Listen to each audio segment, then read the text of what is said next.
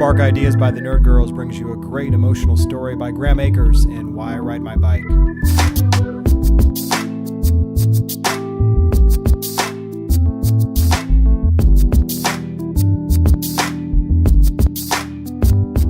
Next up, we have Graham Akers on Why I Ride My Bike. I have a slightly larger cheat sheet, but that's more because I don't want to talk for hours and hours and hours. So this is the ride jersey that we had for our team this past year, which more than anything proves that Alistair Rennie's not the only mammal in the crowd this year. This jersey is specific to the team that we had to do the ride. So 2,500 people do the ride. You can either do it as an individual, you can do it as a group, and we joined a group to do the ride. And there we are across the bottom. And the jersey represents all the people that we're riding for. In my case, it represents my mom, who called me the day before I came to Lotusphere last year and told me she had cancer.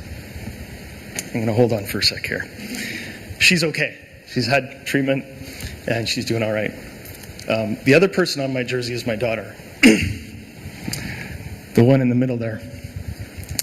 She passed away in 2008. She was 6.5 years old. She had brain cancer. That's just the start of the story. The good part is, a year later, a friend of mine approached me and said, "Do you want to do the ride?"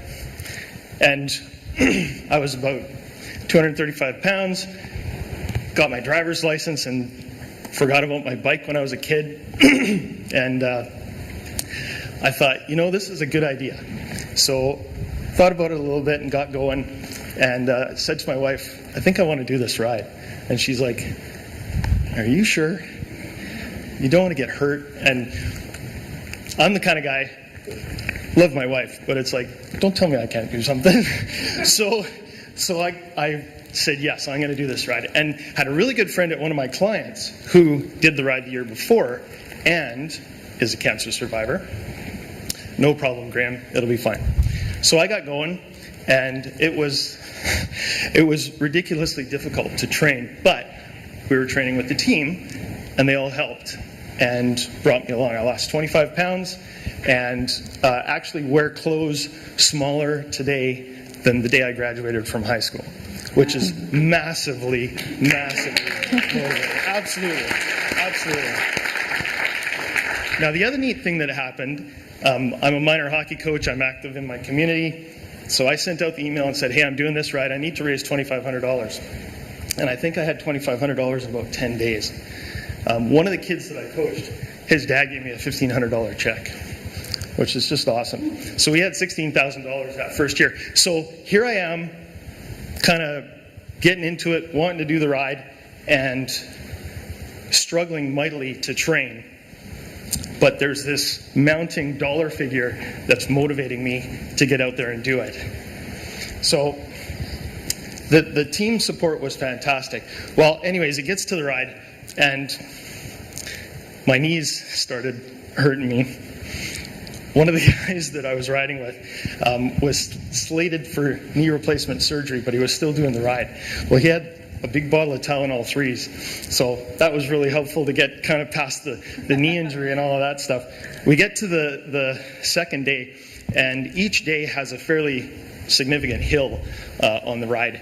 And so I hit the second hill, or the hill on the second day, and I get about halfway up, and there was a rest stop. It's very well supported, lots of food, lots of water, everything that you could possibly need, bike support, technical and all of that stuff.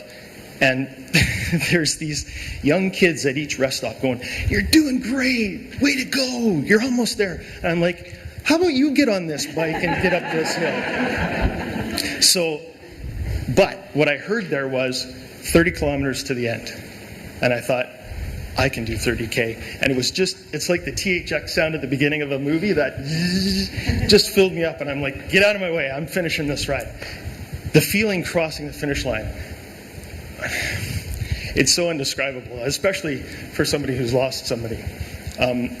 This last year, these young guys right here, they told us they didn't have anybody that they were riding for. They had friends, and so they were doing the ride. And the one guy broke down in tears when he crossed the line, seeing other people who did the ride and understanding how powerful an experience it was to join with 2,500 other people who wanted to do this ride. The other thing quickly that I wanted to talk about, this fellow right here, his name's Terry. He's done the ride with us the last 2 years. He woke up from a brain cancer operation and couldn't speak, couldn't eat. Before he went into the operation, the doctor said it's routine, no problem, and he hasn't eaten solid food in 6 years. He rides with a fanny pack that's basically feeding in, it's a protein shake essentially. So he's like, I don't have to stop at the rest stops, you guys. I'll see you at the finish line. So how's that for somebody who's gone through that experience and is able to bring that positive outlook to the ride? So I just want to close. This experience turned into something way more than I ever expected that it would. Lots of new friends, people who I never would have met before, and wonderful relationships. And if you have an opportunity to do something like this, I suggest you do.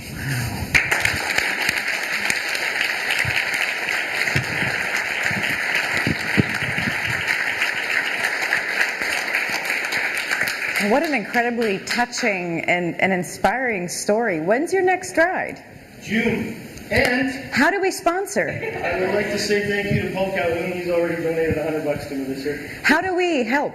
It's conquercancer.ca. Search for my name. You know what? We can tweet that, Kathy. Okay, so if you follow the Nerd Girls account, we will tweet that link for you. Thank you. Absolutely. Great. Thank you for sharing that.